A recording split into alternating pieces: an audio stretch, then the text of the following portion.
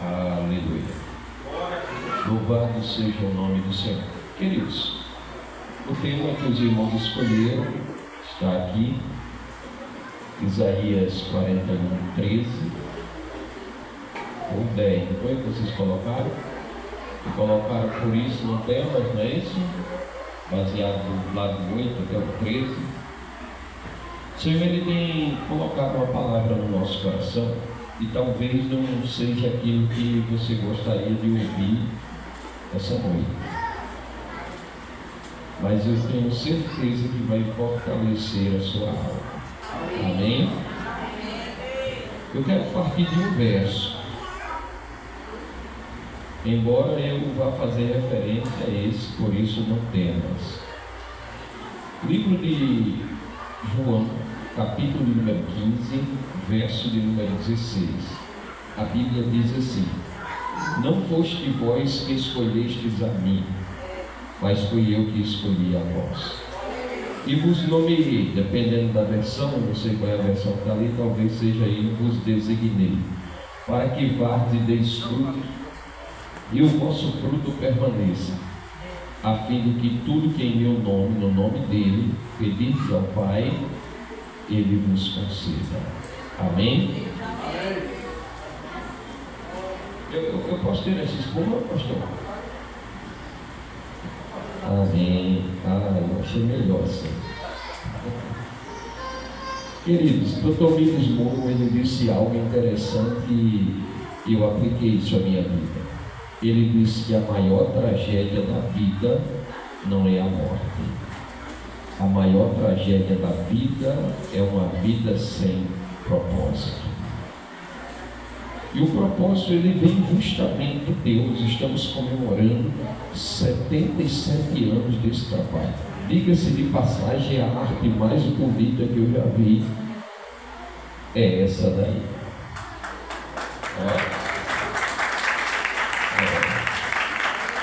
Bonita de verdade, irmãos. 77 anos de existência desse trabalho.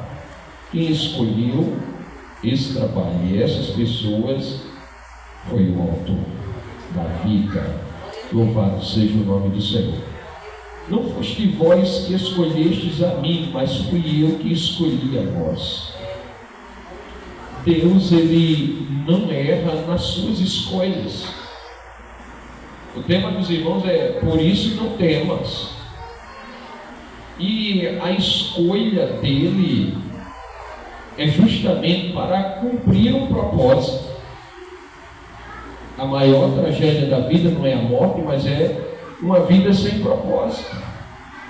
E se você morrer sem o mundo tomar conhecimento daquilo que Deus lhe deu ou lhe entregou, você não terá cumprido o seu propósito de vida. E aí, literalmente, é uma tragédia. Não foste vós que escolheste a mim, mas fui eu que escolhi a vós. Deus, ele não erra nas suas escolhas. Talvez hoje você tenha chegado aqui, se puder botar uma aguda, eu agradeço no som, viu? Talvez você tenha chegado aqui essa noite desanimada, está melhorando.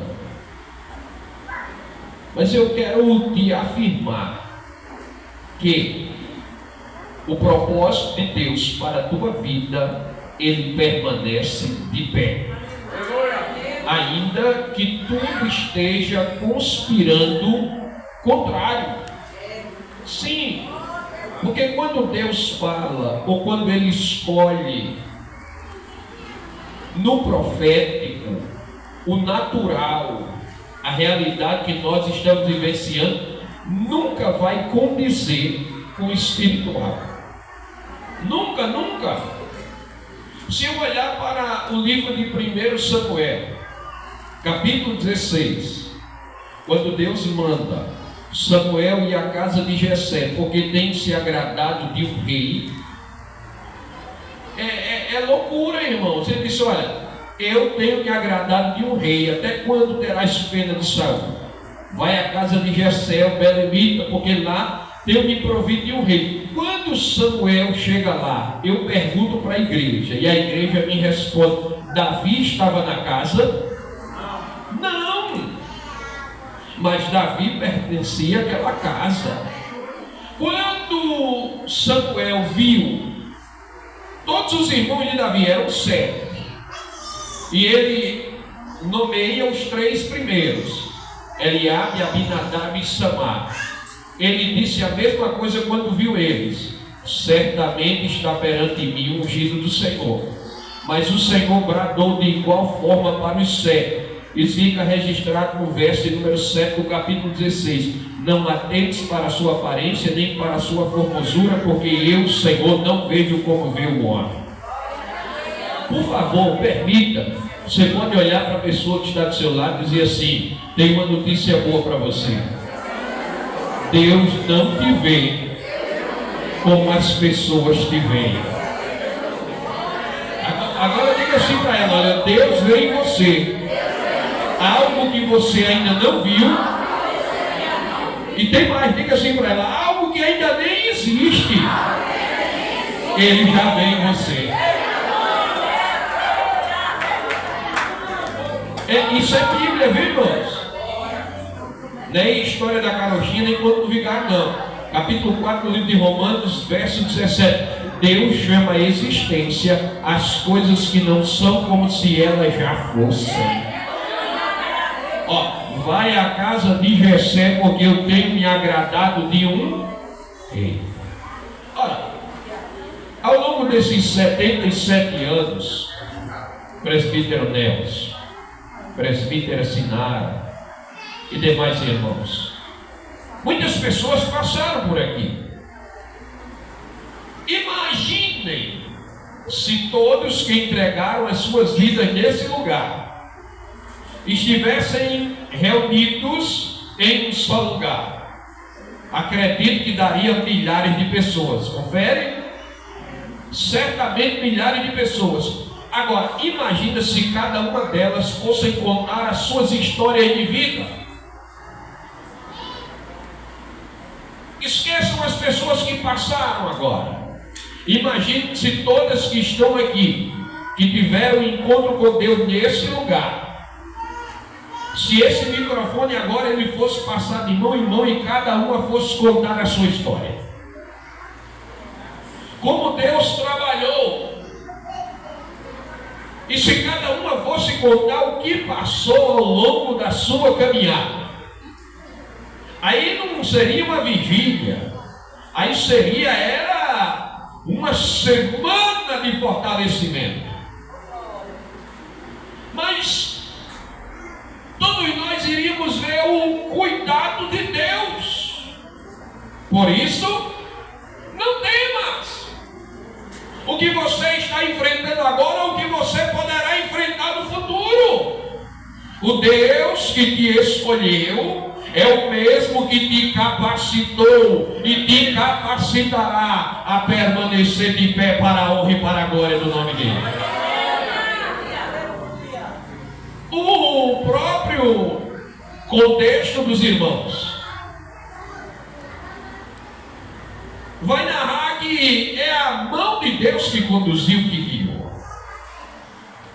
Então ele escolhe e ele não erra das suas escolhas. Ora, se eu fosse aqui contar como foi que eu cheguei à igreja,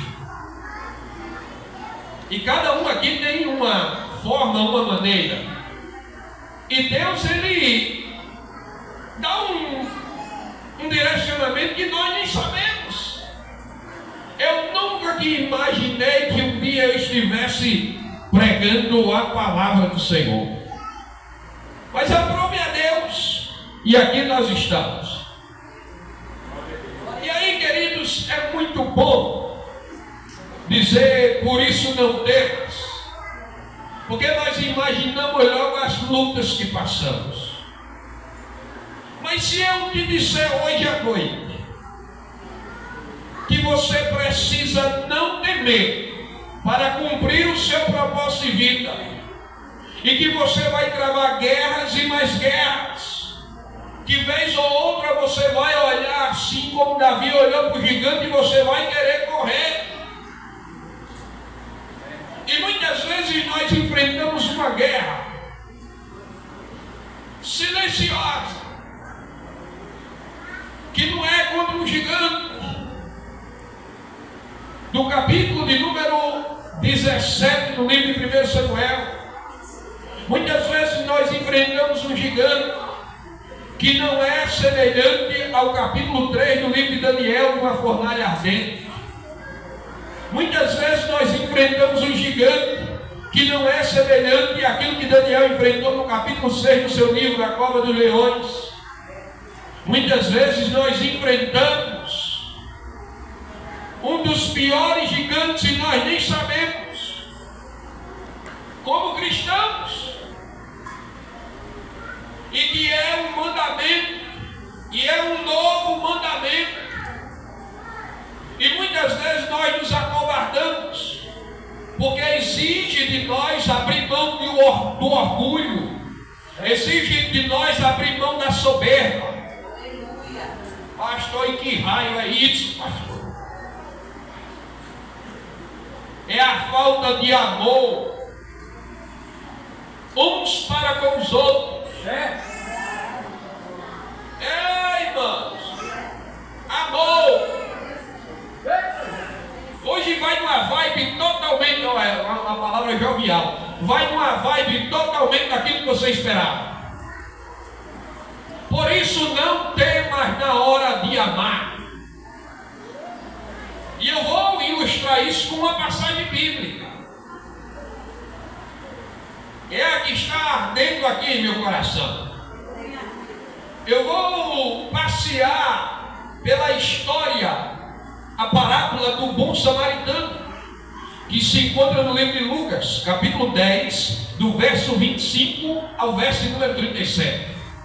A Bíblia diz que certo conhecedor da lei, certo doutor, ele aproximou-se de Jesus e ele fez uma pergunta: mestre, que hei de fazer para herdar a vida eterna?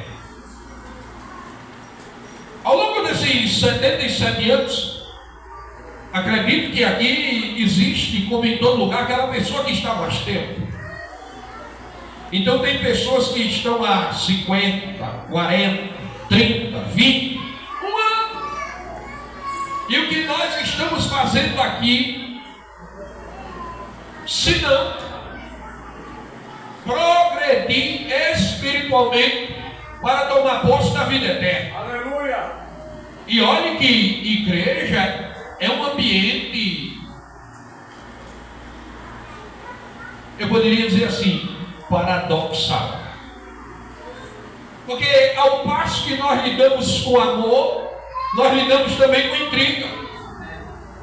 A igreja é o lugar mais santo da terra, mas também às vezes é o lugar mais complicado de se viver. É ou não é?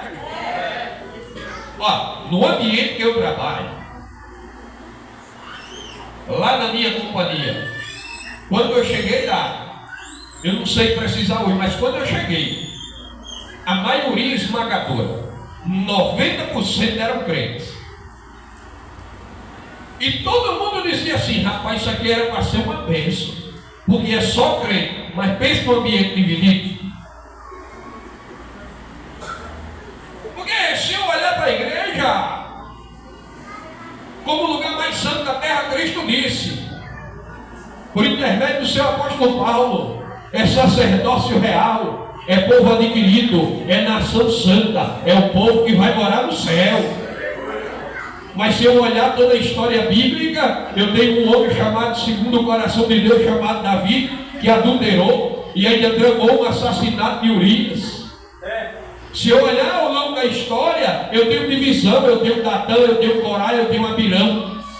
Se eu olhar ao longo da história, eu tenho um filho se levantando contra pai, como Salomão. Se eu olhar ao longo da história, eu tenho irmão estuprando irmã, como Aminon estuprou Tamar. Como também irmão matando irmão, como Absalão. Temor a morte de Aminon. Se eu olhar para os princípios, para os primórdios, eu vou ver Caim matando Abel e tem tanta desgraceira. Sabe por quê? Porque a igreja ela é formada por gente. E gente humana. E gente humana tem falha. Mas aquele que é santo, que é poderoso, é o dono da igreja. E ele transforma, e ele liberta.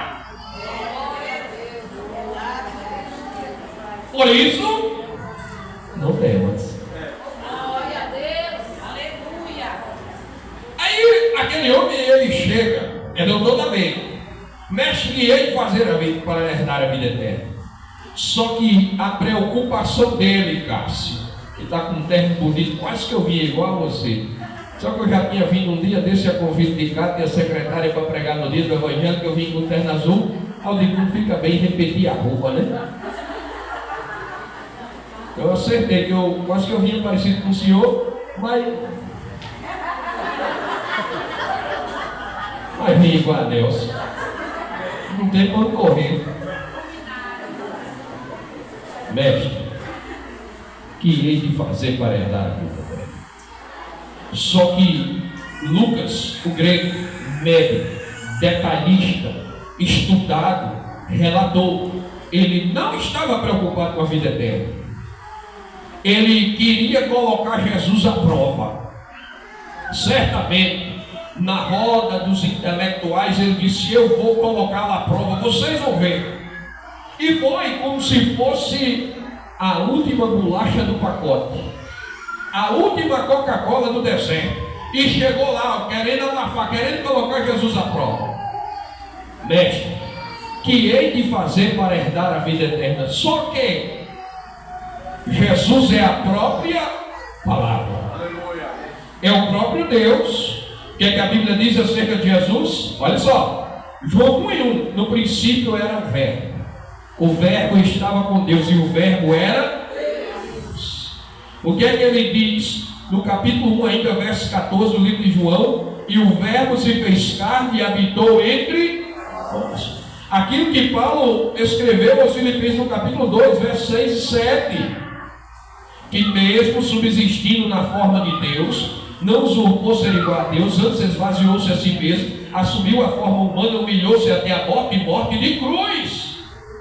Aí o que a Bíblia diz acerca dele? Salmo número 139, verso número 4. Antes que a palavra me chegue à língua, ele já conhece. Porque a Bíblia diz em Provérbios o que? Meu computador aqui quase que dava falha. A Bíblia diz em Hebreus, capítulo número 4, verso número 12: porque a palavra é mais cortante do que qualquer espada de 2 gumes. Ela penetra ao ponto de dividir alma, espírito, juntas e medulas, e é apta para discernir pensamentos e intenções do coração. Verso 13 ele diz: porque toda criatura está nua e patente aos olhos daquele ao qual nós havemos de prestar contas um dia. Ou seja, ele conhece tudo. Tudo. Nada passa desapercebido diante dele. É só olhar para o registro de Marcos capítulo 2, no advento do paralítico de Cafarnaum. Os fariseus arrazoavam em seus corações: quem é este? Para dizer que os teus pecados estão perdoados. Aí Jesus, olha, eles só pensaram. Aí Jesus disse assim: para que saibais que o Filho do Homem tem poder e autoridade sobre a terra, aqui te digo, levanta-te, toma o teu leite e vai para a tua casa. Porque eles estavam dizendo que era fácil dizer os teus pecados estão perdoados. Difícil era mandar ele se levantar. Então, quando ele chega tentando colocar Jesus à prova, coitado. Aí Jesus disse assim: conhece os mandamentos, e como leis ou como interpreta. Aí eu imagino que aquele homem que chegou, mestre, que hei de fazer para herdar a vida eterna? Porque, queridos, me deixe abrir um parênteses aqui. Essa é uma preocupação que deve pairar no nosso coração. Zelar por aquilo que ele já conquistou na cruz do Calvário, o acesso à presença de Deus. Se ele tivesse chegado com interesse de coração, amém, Mas ele não estava preocupado com a vida eterna. Ele queria abafar e colocar Jesus à prova. Só que quando o Senhor pergunta para ele, como está escrito e como você interpreta, aí eu imagino que ele até mudou a voz. Você já viu aquele crente que muda a voz quando pega no microfone? Ele fala bem direitinho, assim, com você, bem fanhinho, mas quando ele pega o microfone, é a paz do Senhor, irmãos. Deus está aqui nessa noite, Deus vai mudar a atmosfera desse lugar, aleluia. Você já viu isso, já? Então, quando o Senhor disse, como lês e como interpretas, aí ele disse assim: amarás o Senhor teu Deus de todo o teu coração, de todo o teu entendimento e de todas as tuas forças, e ao próximo como a ti mesmo. Aleluia. Aí Jesus disse assim: pronto, faça isso e você terá a vida eterna. Sabe aquela palavra que entra e vai lá no âmago?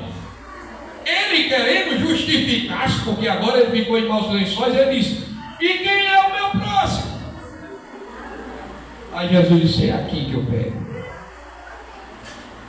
Livro de João, capítulo de número 13, verso de número 34. A Bíblia diz: um novo mandamento vos dou, que vos ameis uns aos outros, assim como eu vos amei. Aí estreitou mais um negócio, não foi? Porque qual é a forma que Jesus me ama? Olha o que a Bíblia diz. Livro de Romanos, capítulo 5, verso 8. Mas Deus prova seu amor para conosco, em que Cristo Jesus morreu por nós, sendo nós ainda pecadores. Ou seja, não havia nada de bom em nós. Se você amar só quem lhe ama, se você fizer o bem só a quem lhe faz o bem, que recompensa você vai ter? Deixa eu te falar uma coisa. Jesus te ama com a mesma intensidade, do mesmo modo de quem está lá fora na rua nessa hora tomando cachaça. É o mesmo amor. Ele deu a vida por ele também. Aí Jesus disse: é aqui que eu pego ele. Certo homem descia de Jerusalém a Jericó. Sim, porque biblicamente, independente da outra cidade da mais alta, se está saindo de Jericó, está descendo. Se está indo a Jericó, ou se está indo, descendo de Jerusalém, se está vindo de Jerusalém, está descendo. Se está indo de Jericó ou de qualquer outra cidade para Jerusalém, está subindo, independente da altura a nível de mar. E aí ele disse: certo homem descia de Jerusalém. Nas estradas que os romanos abriram, porque Paulo disse aos Gálatas que Jesus veio na plenitude dos tempos, quando o idioma era um, quando o governo era um, quando as estradas estavam prontas. E em uma dessas estradas, Jesus disse: esse homem, vindo de Jerusalém, ele caiu nas mãos dos ladrões e salteadores, que o espancaram e o deixaram semi-morto. A Bíblia diz, em João 10:10, a parte A: o diabo, ele veio somente para roubar, matar e destruir. Mas a Bíblia diz, na parte B desse verso, que Jesus veio para dar vida e vida em abundância. Aí, olha só o que o texto diz, de 1 João capítulo 3, verso 8. Mas o Filho de Deus manifestou-se para desfazer as obras do... E hoje, a presença de Deus é manifestada na nossa vida para desfazer as obras do diabo. O que é que Paulo disse aos Romanos no capítulo 6, verso de número 12? Porque a nossa luta não é contra a carne nem contra o sangue, mas sim contra principados e potestades. O que é um principado, o que é uma potestade? São demônios que exercem domínio sobre um determinado território. Então aquele homem, passando por aquele território, ele foi dominado, foi subjugado, foi humilhado, foi escravizado. foi espancado e foi deixado quase que morto. A Bíblia diz que descia por aquele mesmo caminho. Agora, um sacerdote que tinha fé de ofício, que tinha obrigação, tinha título, tinha cargo, tinha posição, era reconhecido como autoridade espiritual.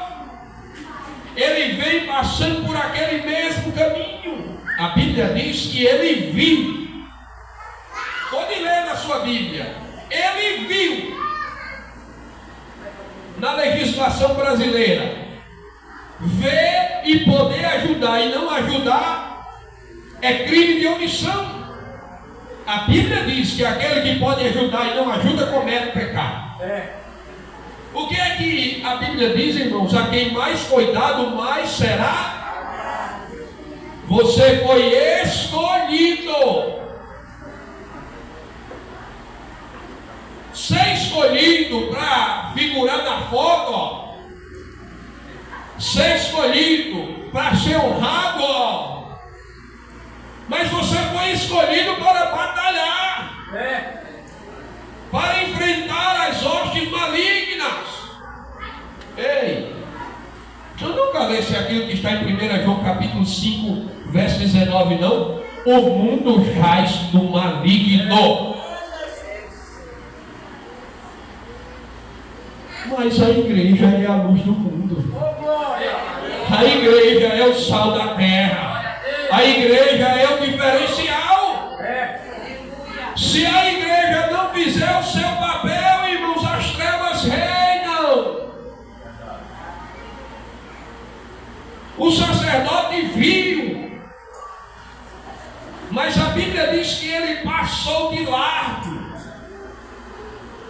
Eu não estou nem vendo isso, não é comigo. E o moribundo lá. E ele passou de lá. Podia ajudar. E não ajudou. Daqui a pouco a Bíblia diz que descia também o levita. Aquele que tomava conta da liturgia do templo, ou seja, subentende que eles desciam do local da adoração e que havia tido um culto daqueles que a gente fica, alta glória. Mas o fogo acaba quando passa da porta.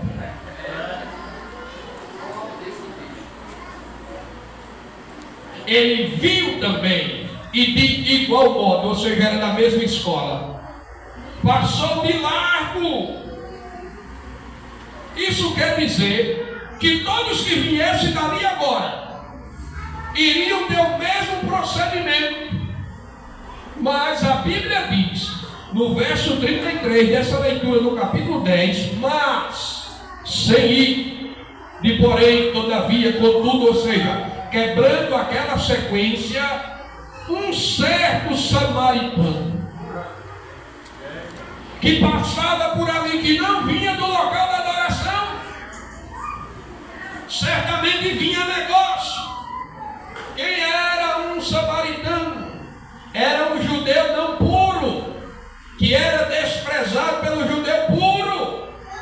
Por isso que a mulher samaritana, no capítulo 4 do livro de João, ela disse para Jesus: por que tu falas comigo? Tu não sabes que os judeus não se dão com os samaritanos?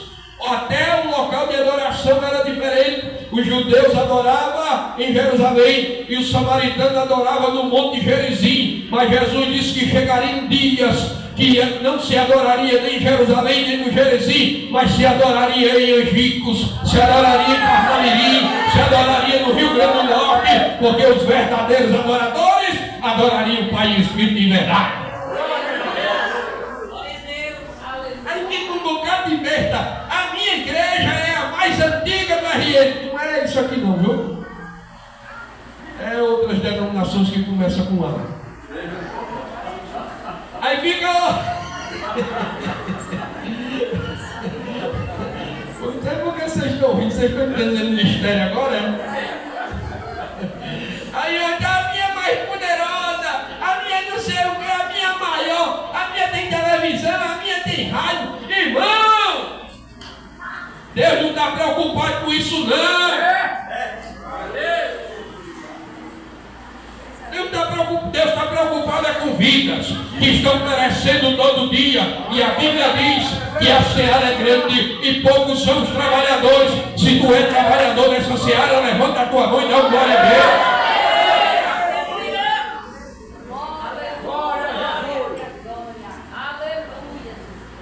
Tu já viu aquele negócio assim? Ó?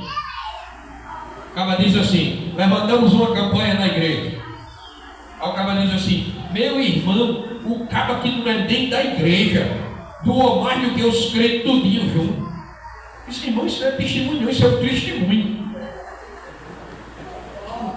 É um testemunho. Porque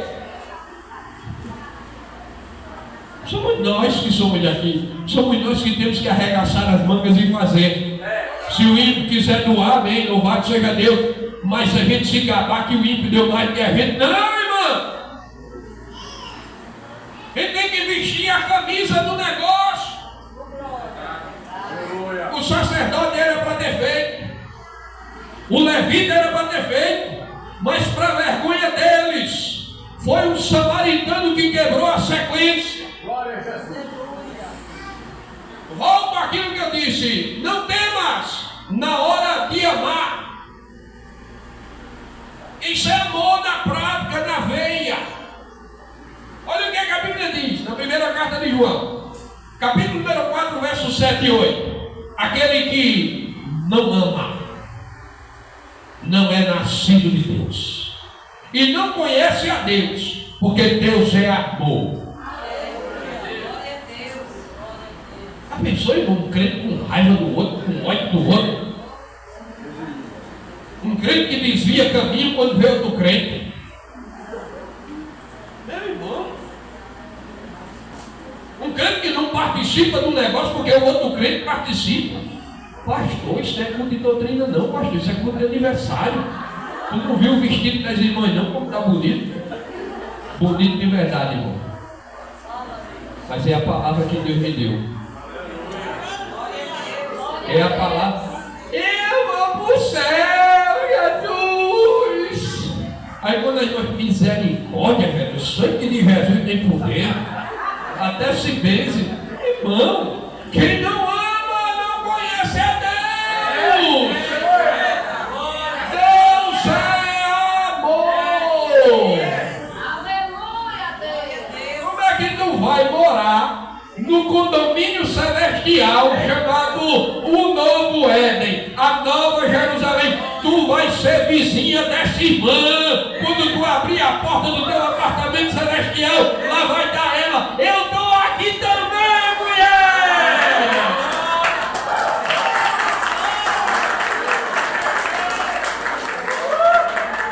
Aí tu lá vai dizer: Jesus, eu não quero ficar aqui não, Jesus. Eu quero ir para minha casa, minha vida do Lula.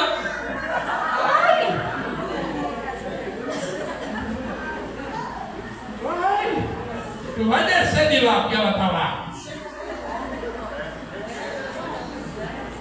Deus é amor, irmãos.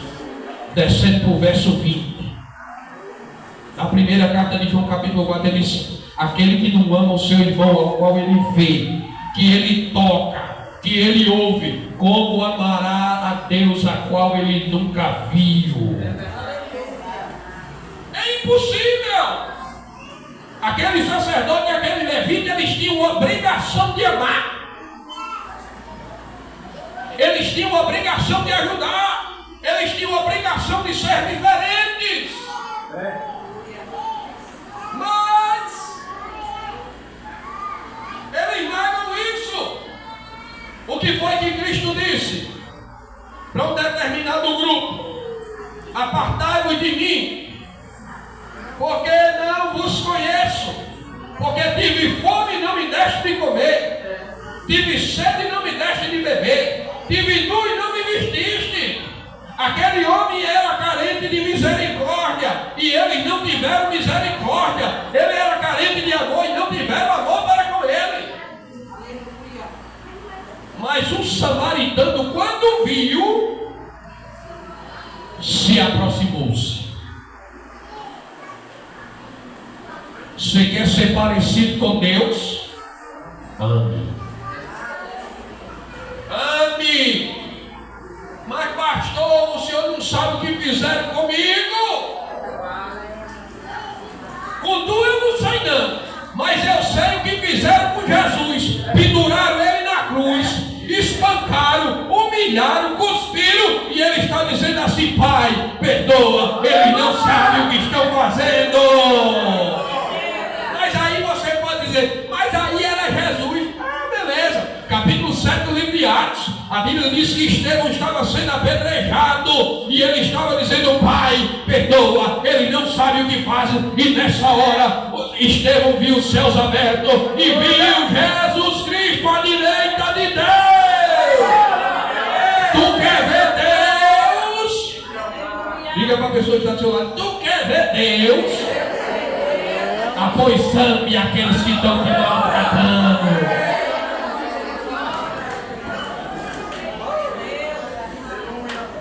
Irmão, duvido que Deus não esteja falando com um crente nessa noite. Eu duvido. Se Deus não estiver falando nessa noite, irmão, eu não quero comer a janta que o pastor João Henrique fez para mim.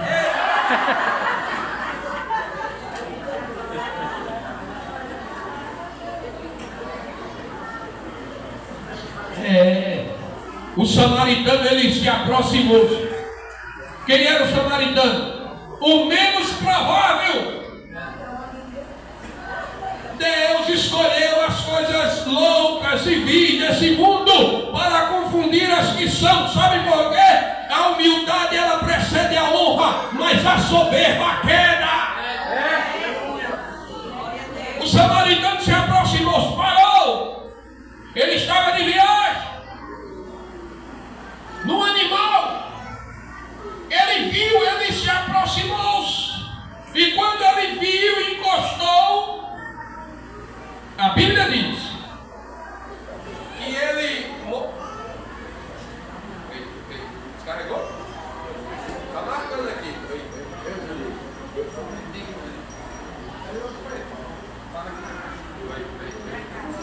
Quando descarregava 3 microfones.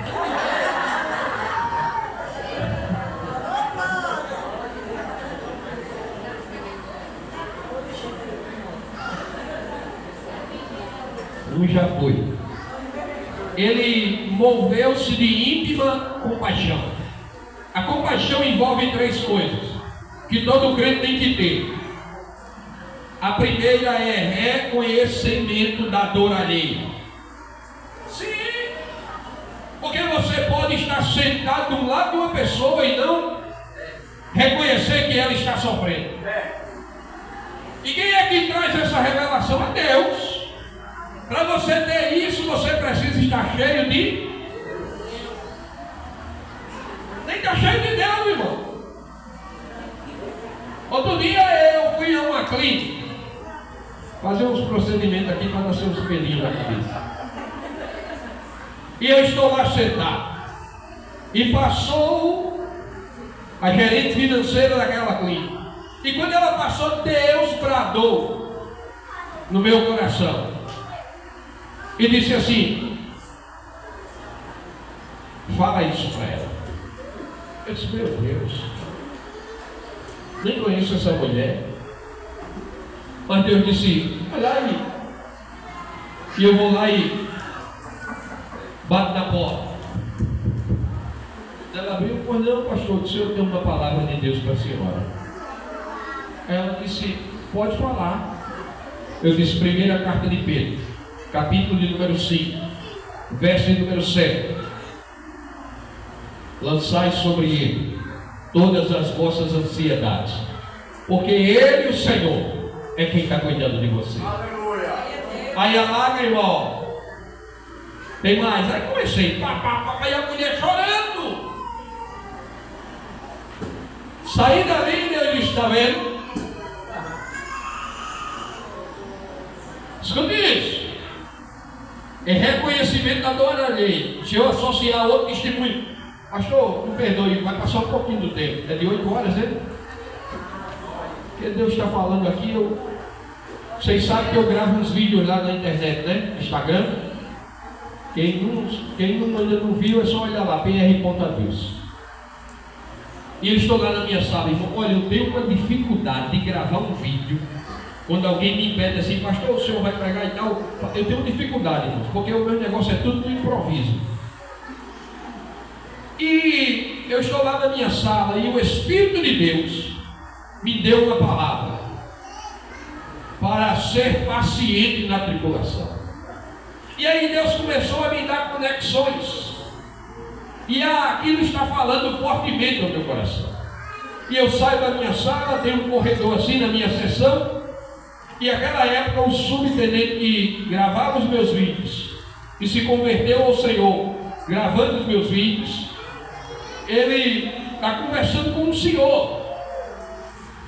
E eu vejo que ele está conversando com o senhor, eu me ausento e vou para a sala novamente. Deixa eu concluir a conversa. E aquela palavra fervilhando no meu coração. E demorou mais ou menos uns 20 minutos a 30, eu saí de novo. E ele ainda estava conversando com aquele senhor. E aquele senhor rindo, que era uma beleza. E ele percebeu que eu queria gravar. E ele disse assim, Ivanildo disse para mim, pastor, quer gravar o vídeo? Eu disse, é. Eles vêm aqui. Esse aqui, olha, é subtenente Carlos da reserva e tal, e me apresentou, e aquele senhor ria, e ele me contou uma história que eu fiquei assim com o queixo caído. Ele olhou dizendo assim, olha pastor, eu tenho um filho e uma filha, a menina mora aqui, e o menino mora nos Estados Unidos. Ele é médico, cardiologista, e fez doutorado em Harvard, e ficou em segundo lugar no prêmio Nobel de Medicina, e ele diz o ano. E ele diz, ele ganha lá, pastor, não sei quantos mil. E eu fiquei encantado com aquilo. E ele está rindo e tal. E de frente à minha sessão existe como se fosse uma pracinha, onde costumeiramente eu gravo os vídeos. E eu fui para lá e comecei a ficar fazendo ângulo debaixo de uma árvore que eu gosto dela lá, para ver os vídeos. E ele conversando lá com o Ivanildo. E eu faço assim para o Ivanildo, para ele vir. E aí Ivanildo vem e seu Carlos vem atrás. Mas seu Carlos rindo, conversando e tal. E eu estou lá, querendo gravar o vídeo, porque eu tenho que voltar para trabalhar. E eu pensei, estou aqui encostado naquele banco onde costumeiramente eu gravo, e ele conversando ali com o Ivanildo, e eu esperando o Ivanildo despachar ele para o Ivanildo me filmar. E eu pensei, pastor João Henrique, esse cara está atrapalhando meu vídeo.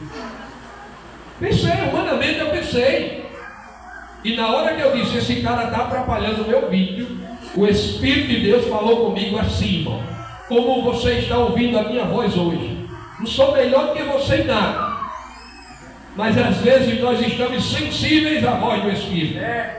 Às vezes nós estamos na brecha para ser usado como coluna, como atalaia, como canal, o Espírito como mensageiro. E o Espírito de Deus disse para mim assim, Jalmir, quando eu disse assim, ó, esse cara está atrapalhando meu vídeo, só em pensamento. O Espírito de Deus bradou dentro de mim e disse assim, a palavra que eu te dei é para ele. Diga aí o negócio desse. Mas esse homem está rindo. E essa palavra para ele. É para ele. Aí quando o Espírito de Deus falou comigo, eu disse, seu Carlos, posso gravar um vídeo do senhor? Ele disse, pode, meu filho. Como é que é? Aí eu botei o microfone dele, e quando eu ia falar, cadê que o homem deixava eu falar? O homem tomava a frente e falava. Aí eu disse, uma, duas, três vezes. Aí Ivanildo disse, seu Carlos, o senhor tem que ficar calado, seu Carlos. Porque o artista aqui é ele. O senhor só é o coadjuvante. Aí disse, meu filho, eu disse, como é que é? Eu disse, o senhor senta e escuta. Aí ele sentou no banquinho e eu ministrei a palavra para ele. E o sorriso dele desapareceu depois que eu ministrei aquela palavra. E eu não estava entendendo nada. Vamos assistir o vídeo, seu Carlos? Bora. Quando a gente vai assistir o vídeo, é um vídeo de 3 minutos, da metade para o final, o microfone tinha descarregado, não sai o som. Aí eu disse: seu Carlos, posso gravar de novo? Ele disse: pode, meu filho. Eu botei outro microfone e gravei. Aí ele chorou. E eu não estava entendendo nada. Assisti o vídeo com ele, disse: posso postar, seu Carlos? Ele disse: pode. Fui lá para dentro da minha sala, postei aquele vídeo. Uma hora depois, quem trabalha com isso sabe, a gente vai olhar se aquele vídeo vai bem ou vai crescer ou vai ficar por ali mesmo. E quando eu fui olhar o vídeo e os comentários, uma hora depois, tinha um comentário de uma mulher. E ela dizia assim: pastor, muito obrigado por ter colocado o meu pai para participar do seu vídeo. Ele chegou em casa com um sorriso lindo. Como se ele estava rindo lá? Fiquei encucado, fui olhar o perfil dela. O perfil dela estava uma mãe lutada que resolveu espalhar amor enquanto vivesse. Aí eu fui olhar, aí vi missa de 60 dias, missa de 30 dias, missa de 7º dia, de um filho dela de 11 anos, que havia morrido. Aí eu fui lá no Ivanildo e disse: Ivanildo, você sabia que seu Carlos perdeu um neto? Aí ele disse: não, você está enganado, Adilson. Eu disse: perdeu. Daqui, é a filha dele que falou comigo. Aí Ivanildo disse: olha, na verdade eu nem conheço ele. Ele veio para falar com o comandante da banda, só que Ronaldo não estava, então eu fiz só lá para ele. Quando o Ronaldo chegar, você conversa com o Ronaldo e também. Fui lá para a minha sala e fui trabalhar. Uma hora depois chega o comandante da banda. Ele vai direto da minha sala. E ele diz assim: pastor, o senhor falou a palavra para Carlos? Eu disse: falei. Ele disse: foi de Deus. Aleluia. Por quê? Ele disse: olha, fazem quase 70 dias que seu Carlos não sai de casa. Deprimido.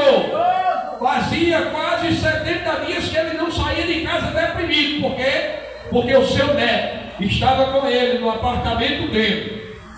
E seu carro desceu para ir numa conveniência que ficava embaixo. Não demorou 15 minutos. Quando ele subiu, o neto dele tinha pego a arma dele, que estava no guarda-roupa, e tinha atirado na cabeça e estava morto na sala de sua casa. O que é que aquele homem foi fazer ali naquele quartel? Só Deus sabe. Já estava aposentado há anos. O que é que ele foi fazer ali? Eu não sei o que ele foi fazer ali. Mas quando ele foi ali, Deus levantou um pregadorzinho pequeno para lhe dar uma palavra que mudou a sua história. Deus também quer te usar. Deus também quer te dar a sensibilidade de reconhecer a dor do próximo. É a primeira coisa que a compaixão envolve, é reconhecimento da dor alheia. O samaritano reconheceu a dor daquele homem. E ao reconhecer a dor, entra agora a segunda fase da compaixão, que é se colocar no lugar do outro. Crente de verdade não celebra quando o outro se dá mal. Crente de verdade não jubila com a derrota do outro. O apóstolo Paulo, ele disse: quem é que não se enfraquece, que eu não me enfraqueça junto. Crente de verdade não puxa tapete do outro. Crente de verdade não difama. Crente de verdade não calunia. Crente de verdade não fofoca. Crente de verdade ora. Crente de verdade visita. Crente de verdade está junto. Por isso, não temas. Aleluia. Ele se coloca no lugar daquele homem. Ele tira uma espécie de analgésico da época, coloca sobre os ferimentos, enfaixa. A Bíblia diz: em Mateus capítulo 7, verso 12: aquilo que quereis que os homens vos façam, fazei vós também a eles. Sabe o que é isso? É lei da semeadura.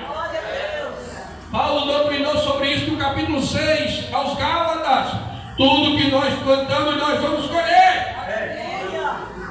Você já viu aquele crente se lamuriando dizendo assim: ninguém me dá presente, e tu, infeliz, tu dá presente a alguém? Tu parabeniza alguém? Tu jubila com a vitória de alguém? Há 3 tipos de pessoas que nós não podemos esquecer: aquelas que nos colocaram em momentos difíceis, aquelas que nos viram em momentos difíceis e não fizeram nada para nos ajudar, e aquelas que nos tiraram de momentos difíceis. Se você é alguém que tira outras pessoas de momentos difíceis, quando você estiver, vai chover de gente também para te tirar daquilo. Agora, tu não ajuda ninguém, tu não faz nada por ninguém, aí tu acha que vai aparecer? Começa a semear agora, começa a plantar agora, que mais cedo ou mais tarde tu vai colher bênção.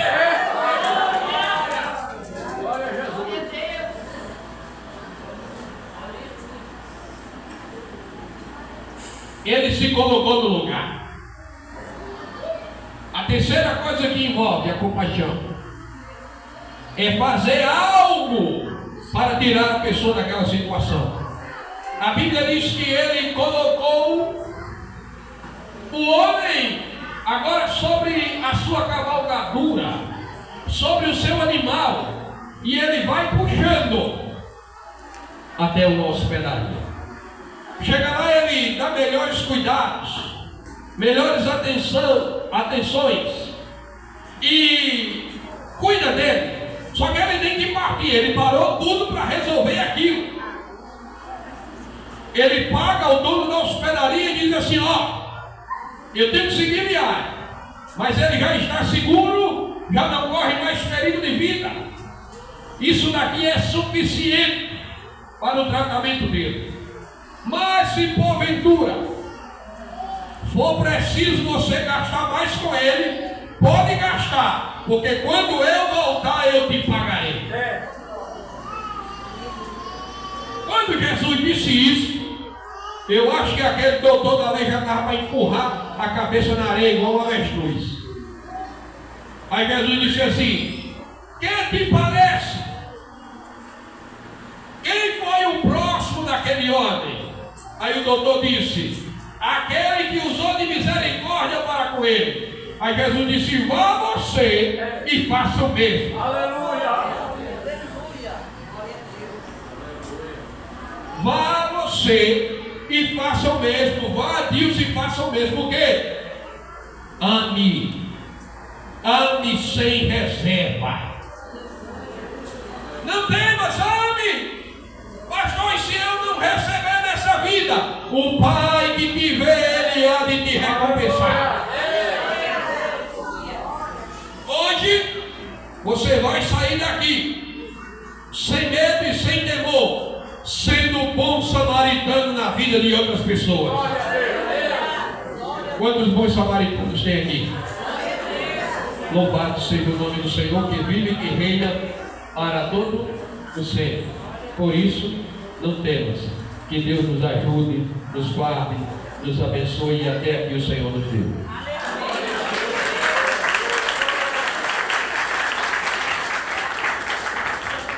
Irmão, eu estava conversando com o meu pastor Deus.